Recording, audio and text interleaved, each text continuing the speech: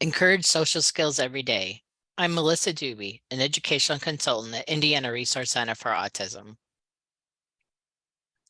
Social interactions happen all the time when two students or more gather. By the time you watch this video, the teacher has decided what social skills need to be taught.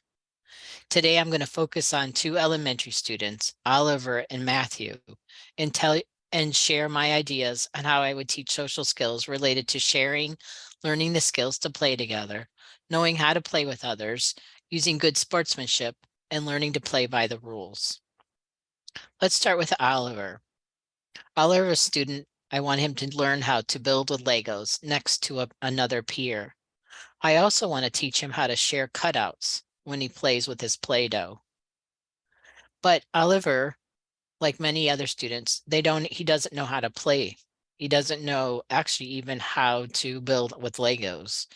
When he takes the Legos currently, he just kind of hopping the Legos on the floor, but he's not really building with them or interacting with them or pretend playing with them. So we're going to break this down into some steps. And so the first step is you have to get on the floor and play with the students. That's the best way. So step one is we created a dog on six Legos as a model and had him replicate that physical model. Once he could replicate this model, and we tried it with different characters so that he could try different physical models as well. And this concrete example really helped him.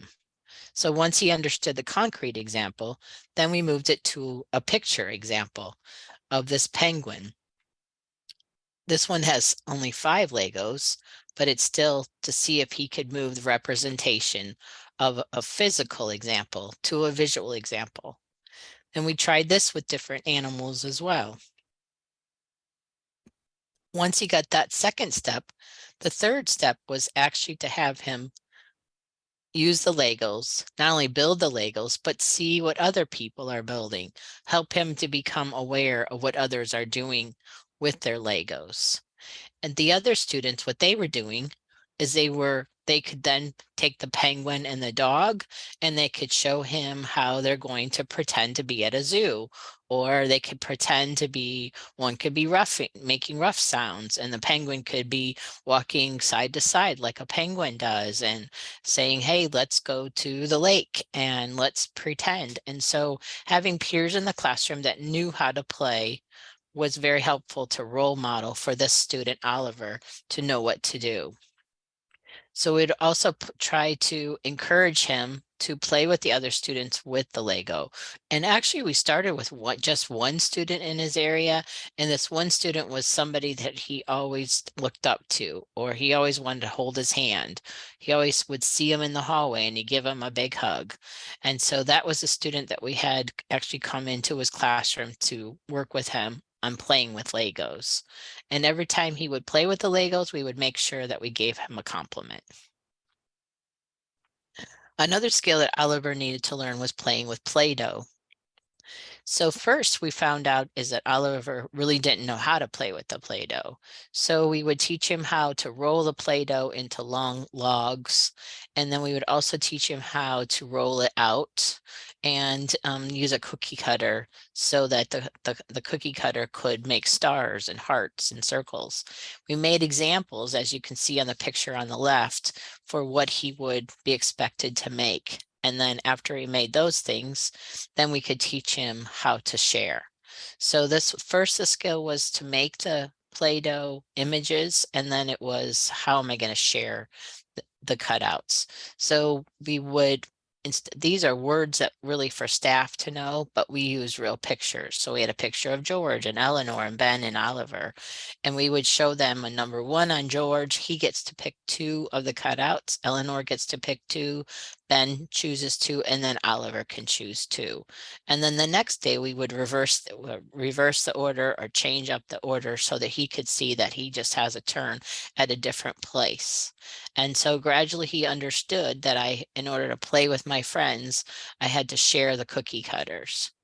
Then we had him sit next to one person at a table to see if they could just play side by side. And so we figured out which student he would tolerate and to play next to him. And then we thought that was a big, huge win.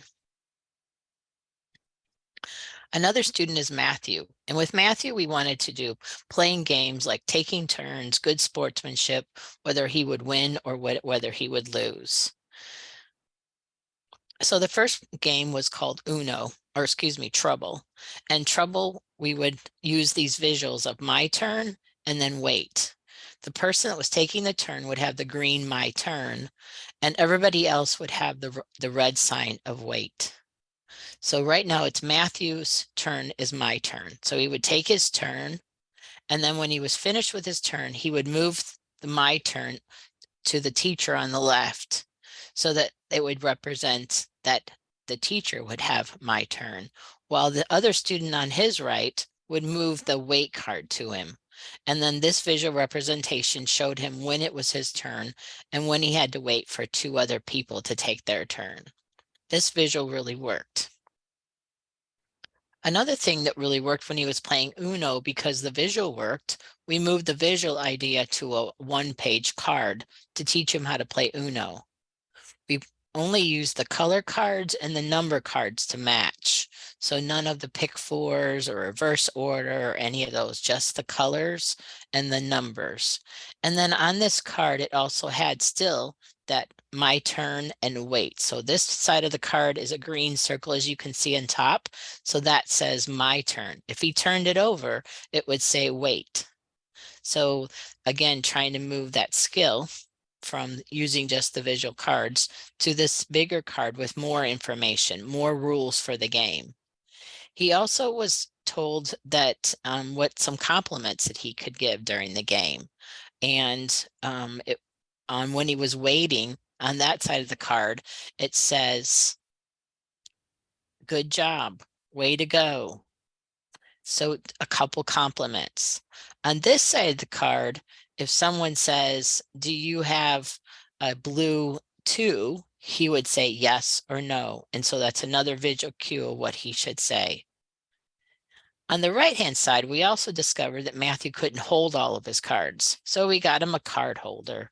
Matthew loves dogs and cats, and so this dog holds his cards. He thought that we found that that was really motivating to him.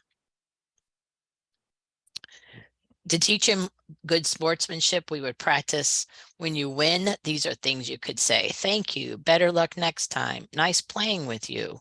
When you would lose, it'd be way to go, nice game, let's play again. I want to play again, you know, for either, or best 2 out of 3. And so this really helped. We would practice these words. We would role play the words. We would videotape him saying the words. And then eventually he got the idea with knowing he loved to see himself in a video. So when he saw the video, he would be excited to see himself doing the right thing. So we would always give that positive feedback when Matthew was interacting with other students playing a game. So then we took the game to Jenga, and we wanted him to learn this a little harder game. So with the staff, we would write down all the rules. Again, using that visual, we teach him the rules. We play the game. We would check off the rules that he followed, and then again, using the compliments of winning and losing. We would record the game and then watch the recording and then reinforce him when he played the game well. So then we took it to inviting a classmate to play with him, have the student explain, in this case, Matthew explained it to one other student. They would play the game, they'd give the compliments, they would record themselves playing the game, giving the compliments. So we've just moved from a game of Trouble to a game of Uno to a harder game of Jenga. But what we're doing is we're teaching, we're practicing, we're inviting a peer, we're teaching, we're practicing. We could invite a second peer, teaching, practice, inviting a fourth peer.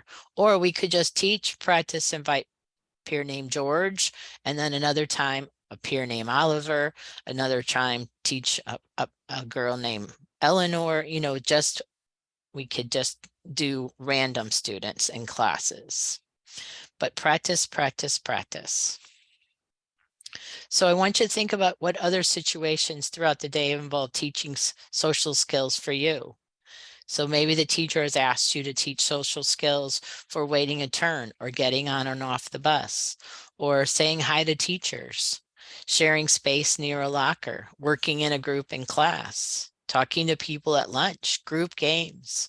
So think about what skills you can implement in order to teach the skills in everyday life with our students with autism. Thank you. This was written in collaboration with Daviess-Martin Special Ed Co-op and Indiana Resource Center for Autism. Thank you for all that you do.